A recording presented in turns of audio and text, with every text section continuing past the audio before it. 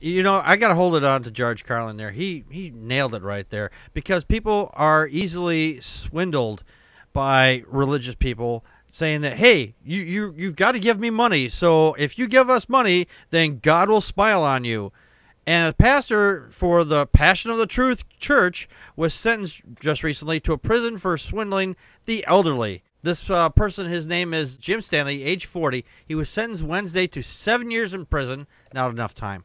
Not enough time. In order to repay elderly investors $3.3 million, he pleaded guilty to 4 counts of wire fraud and profited $570,000. That's a little over $500,000, folks, in the scam of elderly people who trusted him because of his Christian faith and family values. Some of these were suffering from dementia.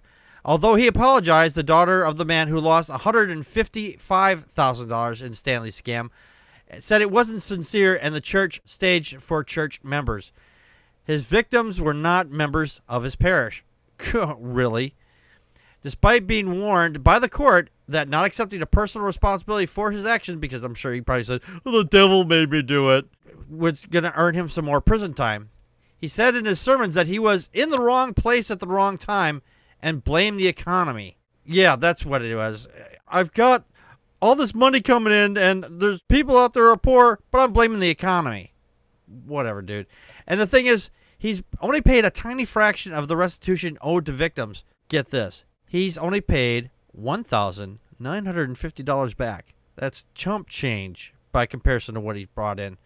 And the fact that he also lives rent-free, he doesn't have fucking bills to pay, and it has an annual church salary of $127,000 a year. I want to throw up.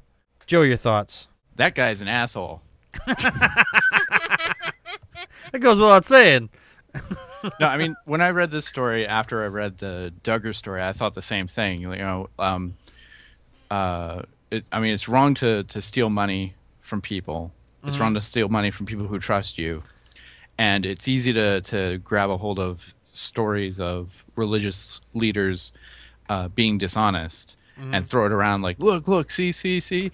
And it's like kind of like a low blow or a cheap shot. But at the same time, these people are pretending to be the leaders of morality. Yes. They pretend that morality is objective and morality comes from their religion. And yet they get their hands caught in the cookie jar or a little kid's pants or whatever it is that they're into. Yeah. And so they're held to a slightly higher standard or different standard. I shouldn't say higher standard, different standard, because they claim to be this moral authority. Yeah. So there's that. From what I understand that this guy was doing is he was having people cash in their annuities and their retirement plans to give him money to invest for them. Yeah. So that just sounds super, super shady. Like unless somebody is like a well-known, not even well-known, like, I mean, you've really got to vet the people that you trust with your finances. Oh, absolutely. And this guy is just like, oh no, trust me, like I'll invest it, and he's supposed to pay back a certain amount of money. It's some small amount, like $1,900, right? Yeah, that's all he's paid back so far. And he makes like $120,000 a year. Mm-hmm. So that tells me that he's taken all this money and possibly his own money, and he's investing it very badly, and he's losing it. Right. He's throwing the money down a hole somewhere, and he's like, crap, what do? I need more money. The hole's not getting any shallower. Yeah, no shit. So, like, I'd be surprised if these people see any of their money back. They should have been a little bit more careful with their money, and this guy shouldn't have been so shady and pressured these people who trusted him, who looked up to him, who felt that he was a part of their community and their friend, with all their money. Yeah. It says here, as a sales agent for the B&B Equity Group, a California company, Stanley misled the victims into believing that the billionaire Warren Buffett was an investor. And convinced people to cash out their annuities to get... Everybody knows Warren Buffett. Yeah. Yeah, he's the guy that made pancakes, right? Yeah. I mean, I fly out to Omaha on a regular basis and play golf with the guy. Sure. I mean, everybody knows him. Everybody knows him. I have him on speed dial. I like his song Margaritaville, though. Yeah. He's like one of the richest people in the world, and he hangs out with this pastor and invests money with him. You're right. Yeah. He's like, hey, I know Warren Buffett. He trusts his money with me. You can trust your money with me. Apparently, the state found out about that, and they were issued him a cease and desist order.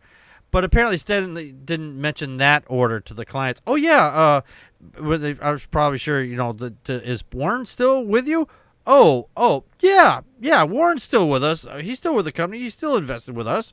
Why wouldn't he? He also read the controversial church ministry called the Christian Roots Movement.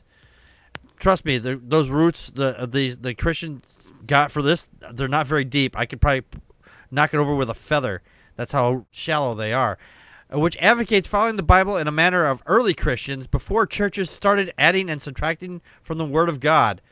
You have to go all the way back to the Council of Nicaea for that, dude. Just saying. He said that supporters had visions of high-ranking demonic generals, which Stanley interpreted to be FBI agents investigating him. That's so funny. I was like, you got to be kidding me. He's like, oh, the demons are out to get me. Yeah, it's the FBI. Yeah. Connie, your thoughts? Yeah, he was saying that the indictment is a persecution from the devil. Oh, jeez. Yeah. I was trying to understand exactly when he started selling these insurance plans. It was like buying insurance and then and then sell it. And it wasn't the .com, but it was in the more recent, 2008 or 2004 or 8.